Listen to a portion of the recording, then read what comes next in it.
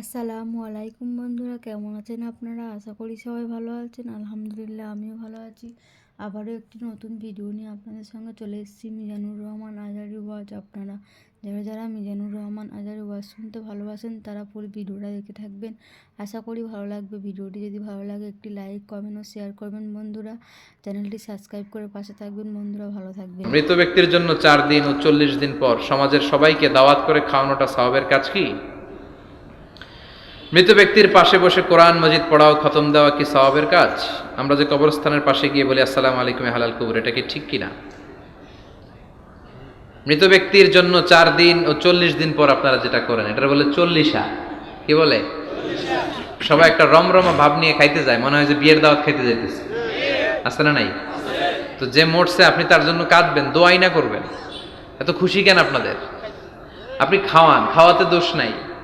আপনি মাইয়েতের রুহের মাগফিরাতের জন্য খাওয়ালে মৃত ব্যক্তির গুনাহ আল্লাহ মাফ করবে, সেটা ঠিক আছে, কিন্তু খাওয়াবেন মিসকিনদেরকে, ইয়াতিমদেরকে, তারা বেশি হকদার। এখন দেখা যায় 40 মিসকিনদের জায়গা কম, এলাকার পয়সাওয়ালা লোকেরা এসে লাইনে বসে থাকে। আমি দেখেছি যেটা, কিন্তু দরকার ছিল আমার আব্বা মারা গেছে, এই এতিমখানায় আমি একটা গরু দিয়ে দিলাম, ওরা সারা বছর খেতে পায় না, ওরা খাবে, খেয়ে আমার আব্বার জন্য দোয়া করবে, ঠিক কিনা? আর সবচেয়ে বেশি দোয়াটা কবুল হবে আপনার আব্বার জন্য। আপনি যাকে দোয়া করানোর জন্য আনলেন, উনি কি আপনার আব্বার জন্য কাঁদবে? আর কাঁদলেও এই কান্নাতে আন্তরিকতা কতটুকু, এটা প্রশ্নবিদ্ধ। কারণ উনি আমার বাপের লেগে কান্দে, আমারই চোখ দিয়ে পানি বের হয় না আমার বাপের লেগে। ঘটনাটা এরকম, তাই না? আপনার বাবার জন্য আপনি কাঁদবেন, ভাড়া করে কাউরে এনে কান্না করানোর দরকার নাই। রব্বির হামহুমা কামা রব্বায়ানি সাগীরা, আপনি দোয়া করবেন। ইসলামকে আমাদের মানতে হবে ঠিক তেমন বিশ্বনবী শিখিয়ে গিয়েছে জান্নাত। বিশ্বনবীর জীবদ্দশায় বিশ্বনবী ওনার প্রথম প্রিয়তমা স্ত্রীকে হারালেন, নাম কি? খাদিজা। এত ভালোবাসতেন এই স্ত্রীকে, আল্লাহর কাছে বলতেন, আল্লাহ কিয়ামতের দিন যেদিন মানুষ মানুষকে চিনবে না, বন্ধু বন্ধুরে চিনবে না, ভাই ভাইরে চিনবে না, পীর সাহেব মুরিদরে চিনবে না, মুরিদ পীর সাহেবরে চিনবে না, ওই কঠিন দিনে আমি যেন আমার খাদিজারে ভুলে না যাই। খাদিজাকে কবর দিয়ে বিশ্বনবী দাঁড়িয়ে রইলেন, দাফন দিয়ে দোয়া করলেন, কাঁদলেন। সবাই চলে যায়, বিশ্বনবী যায় না। সাইয়েদনা আবু বকর বললেন, ইয়া রাসূলুল্লাহ চলেন না, যাই, অনেক তো হলো। বিশ্বনবী বললেন, তোমার মনে চায় তুমি যাও, আমি বসে থাকবো। আমি এখানে দাঁড়িয়ে খাদিজার কবরের 3টা প্রশ্নের জবাব দিয়ে এরপরে বাড়িতে যাব।